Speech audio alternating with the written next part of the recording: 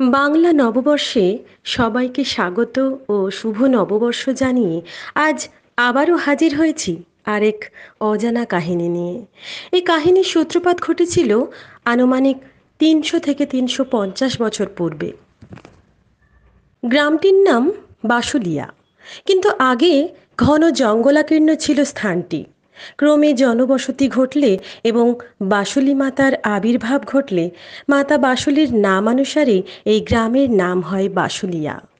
মাতা বাসুলি ও মহাদেব বাবা রুদ্রেশ্বরের দেবমাহাত্ম্য ও বাৎসরিক উৎসব নীলের গাজন নিয়ে আজকে গল্প শোনাবো আপনাদের।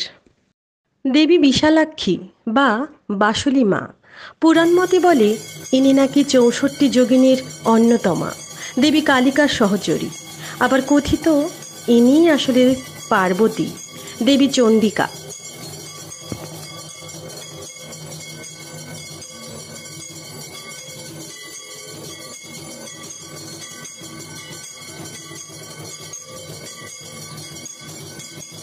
তিনশো বছরের পুজো, আমাদের পারিবারিক ঠাকুর, কিন্তু এখন সবাইয়ের হয়ে গেছে। জন্ম থেকেই দেখে আসছি আমাদের এই বাবার মহিমা অপরিসীম। হ্যাঁ, ৩০০ বছরের পুরনো মন্দির, জন্ম থেকেই দেখে আসছি। এরকমই ভিড় হতে থাকে প্রতি বছর, ক্রমশ বাড়ছে। আর এবছরই আর একটা উদ্যোগ নেওয়া হয়েছে, ৬ মে আপনার ২৩শে বৈশাখ সোমবার আমাদের এই মন্দিরের পুনর্নির্মাণকল্প শুরু হবে। আনুমানিক ৩৫০ বছর পূর্বে এই জঙ্গলাকীর্ণ স্থানটিতে কালী গাছের সন্ধান মেলে, আর সেই গাছেই ছিল দেবীর অধিষ্ঠান। বর্তমানে বাসুলি মা ও বাবা রুদ্রেশ্বরের সেবায়েত পণ্ডা বাড়ির সদস্য তাদের পূর্বপুরুষ গৃহকর্তাকে স্বপ্নাদেশ দিয়ে বলেন তিনি কালী গাছে অধিষ্ঠিত আছেন, আর এই গাছেই তার অবয়ব গড়ে তোলার কথা। গ্রামবাসীর কাছে তার অনেক অলৌকিক কাহিনী শোনা যায়। মায়ের যদি কখনো কিছু ইচ্ছা হয় তবে তিনি ভক্তদের মারফত আনিয়ে নেন। দেবী ভক্তদের মনোবাঞ্ছা পূরণ করেন ২ হাত ভরে। আর মায়ের মন্দিরের ঠিক সামনেই বাবা রুদ্রেশ্বর মহাদেবের অধিষ্ঠান।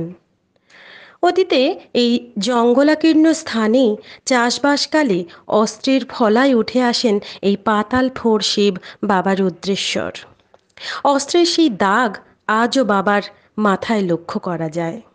ইনিও দেবীর মতো গৃহকর্তাকে স্বপ্নাদেশ দিয়ে বলেন তার পূজার্চনা করতে।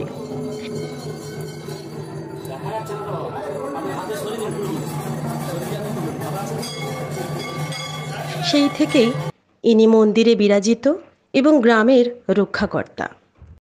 একটা কথা আপনাদের বলাই হয়নি, তা হলো বাসুলিয়া যেতে হলে আপনাদের রায়চক বাসে করে গিয়ে যেতে হবে রায়চক জেটিঘাট, তারপর পার হতে হবে হলদি নদী। ফেরি ভাড়া জনপ্রতি ১১ টাকা। ভেসেলে যেতে যেতে একটা আনন্দদায়ক উপরি পাওনা হলো পরিযায়ী পাখিদের সমাগম। কিংবা যেতে পারেন হাওড়া হলদিয়াগামী লোকালে, এসে বাসুলিয়া স্টেশনে নেমে ভ্যান ধরে সোজা মন্দির প্রাঙ্গণ।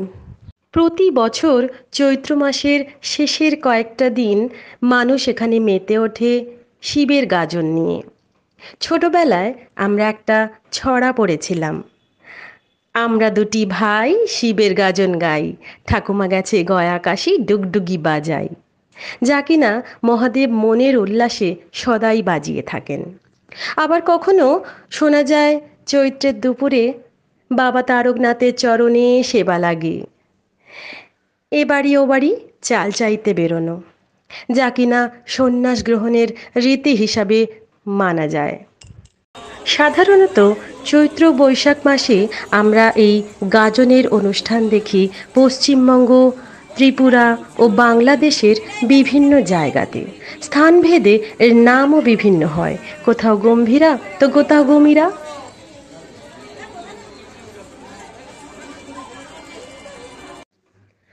গাজনের ৩টি ভাগ: ঘাট সন্ন্যাস, নীলষষ্ঠী ও চড়ক।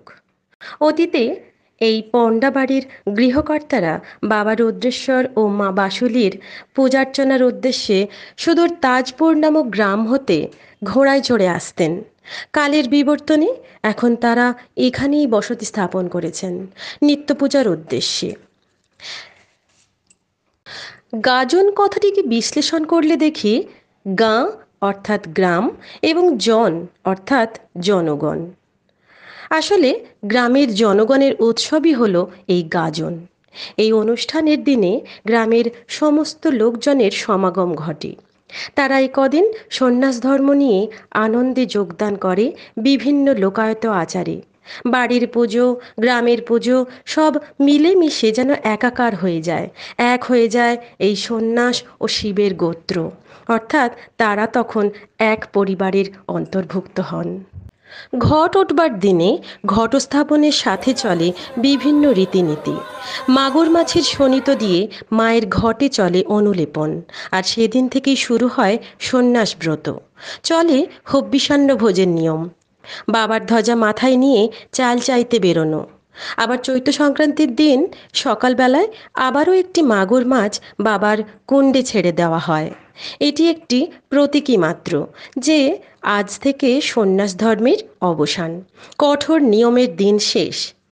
রাতে মাকে পঞ্চব্যঞ্জন সহযোগে ভোগ নিবেদন করা হয়। সাথে অবশ্যই থাকে শোল মাছের টক, কারণ এই পদটি মায়ের বিশেষ পছন্দের।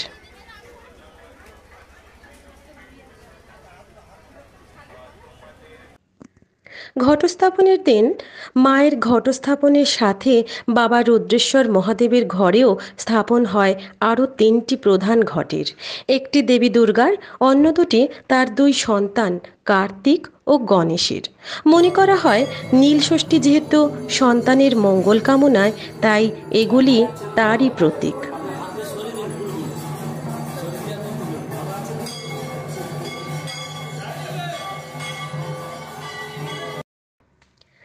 নীলষষ্ঠীর দিন নাকি শিবের সাথে বিয়ে হয়েছিল দেবী নীলাবতীর। ইতিহাস কিংবা পুরাণের পাতা উল্টালে কোথাও এই নীলাবতীর বর্ণনা আমরা পাই না, কারণ ইনি আসলে বাংলার সেই হারিয়ে যাওয়া লোকায়ত সমাজের দেবী নীলাই চণ্ডী। বিয়েকে কেন্দ্র করে চলে সিঁদুরদানের পর্ব। অপরদিকে অনেক গবেষক মনে করেন চৈত্রের প্রচণ্ড দাবদাহ থেকে মুক্তি পেতে ও ফসল রক্ষার্থে সূর্যদেবের সাথে ধরা মাতার বিবাহের মধ্যে বৃষ্টি আনয়নের পর্বের শুভ সূচনাই এই গাজন। গাজন কথাটির আরেকটি অর্থ গর্জন। শিবের বিয়ে উপলক্ষে তর্জন গর্জন করা, ঢাক ঢোল বিশেষ বাদ্যযন্ত্র সহযোগে যার পালন করা হয়। আর তাই দেবী বাসুলী মাতার আরাধনায় মঙ্গল আরতিতেও দেখি তার নিদর্শন, তর্জন গর্জন ঢাকের। দণ্ডী অর্থাৎ দণ্ড, এই দণ্ড কাটা অর্থাৎ দণ্ড খণ্ডনের উদ্দেশ্যে ভক্তরা স্নান সেরে সেই ভিজে কাপড়ে ভগবানের দ্বারে দণ্ডাকারে মাটিতে শুয়ে প্রদক্ষিণ করতে থাকে। তেমনটি এই মন্দির ঘিরে প্রদক্ষিণ করতে দেখা যায় ভক্তদের। হিরণ্যকশিপুর ছেলে প্রহ্লাদ, তার ছেলে বিরোচন, বিরোচনের ছেলে বলি, আর তার ছেলে ছিলেন বানাসুর বা বান রাজা। তিনি ছিলেন শিবের একনিষ্ঠ ভক্ত। কৃষ্ণের সঙ্গে যুদ্ধে তিনি ক্ষত বিক্ষত হন এবং শিবকে তুষ্ট করতে তিনি সেই ক্ষত থেকে রক্ত নিয়ে উৎসর্গ করেছিলেন। সেই থেকেই দেবতাকে তুষ্ট করতে এই উৎসর্গ বিষয়টি দেখা যায়। তাই গাজনের রীতি হিসাবেও দেখি কখনো আগুনে ঝাঁপ, তো কখনো বটি ঝাঁপ, তো কখনো আবার মাথায় ধুনুচি পোড়ানোর রীতি। আবার কখনো ভক্তরা আনন্দে সামিল হয়ে মেতে ওঠে ধুনুচি নাচে দেবতাকে তুষ্ট করার উদ্দেশ্যে। নীলষষ্ঠীর দিন সন্ধ্যারতি হয় 108 প্রদীপ জেলে। মনে করা হয় 108 প্রদীপ জ্বালিয়ে সমস্ত অশুভের নাশ করে সূচনা ঘটে শুভ কিছুর।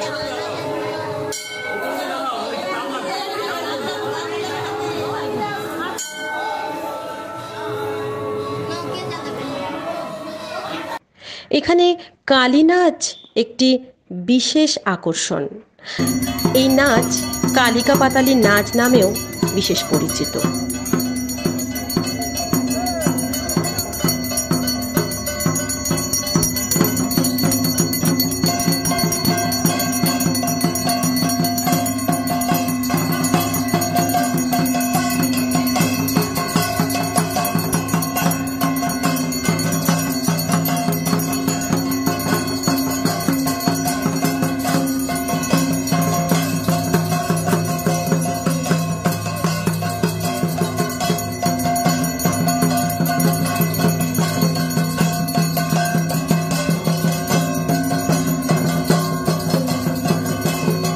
এই কালী নাচের ঠিক পরেই শুরু হয় বিরাট অঙ্কের হরির লুট। এখানে বাতাসা নামক একটি মিষ্টদ্রব্যকে তুলনা করা হয়েছে হরির সাথে। এই যেন এক পরীক্ষা, কে কত সংখ্যক বাতাসা কুড়োতে পারবে। যে যত বেশি বাতাসা করাবে তার হরির সংখ্যাও তত বেশি। তাই হরির লুটকে কেন্দ্র করেও চলে এক আলাদা আমেজ। এর মধ্যেই কিছু লোকসংস্কৃতিও চোখে পড়ে, তার মধ্যে অন্যতম কবিগান বা তর্জা লড়াই, যা আমাদের অ্যান্টনি ফিরিঙ্গির কথা মনে করিয়ে দেয়। এর মধ্যেই পুকুরঘাটের পাড়ে দেখি ওলা বিবি বা ওলাইচণ্ডীর প্রতিকৃতি, যা মৃত্তিকা নির্মিত। সুদূর ধর্মমঙ্গলে এই ওলাইচণ্ডী বা ওলা বিবির বর্ণনা পাই আমরা, যা কিনা সমাজের একেবারে নিম্নবর্গীয় মানুষদের পূজিতা দেবী। গাজন যেহেতু লোকায়ত সমাজের অনুষ্ঠান, তাই এই অনুষ্ঠানে চলে ওলা বিবির আরাধনাও। এবার আসি চড়ক অনুষ্ঠান পর্বে। চড়ক কথাটি এসেছে মূলত চরকি থেকে। চড়ক গাছকে আবর্ত করে সন্ন্যাসীরা চরকির মতো পাক খায়। এই দিন অনুষ্ঠিত হয় নীলঘর পোড়ানো, শিবের বাসি বিয়ের অনুষ্ঠান। এখানে একটা কথা মনে পড়ে, যেটি হলো শিবরাত্রির দিন পার্বতীর বিয়ে হয়েছিল বৈদিক নিয়ম মেনে, আর নীলের দিনে শিবের বিয়ে হয়েছিল লোকায়ত সমাজের মাঝে, যা কিনা একেবারেই ভিন্ন একটা স্বাদের, ভিন্ন একটা মতবাদ।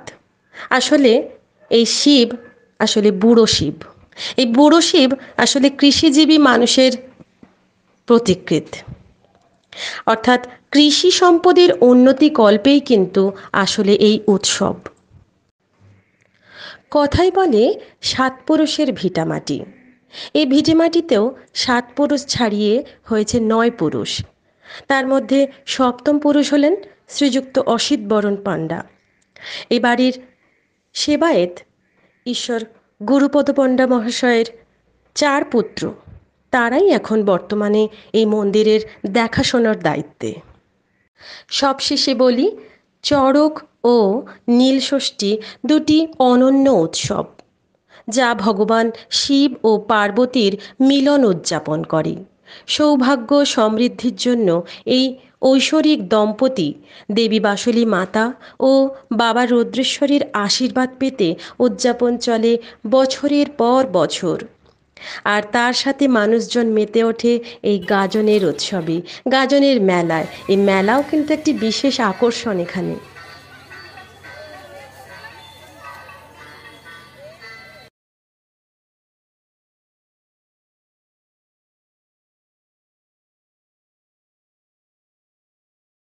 আরও গল্প হবে আবারও কখনো। নমস্কার।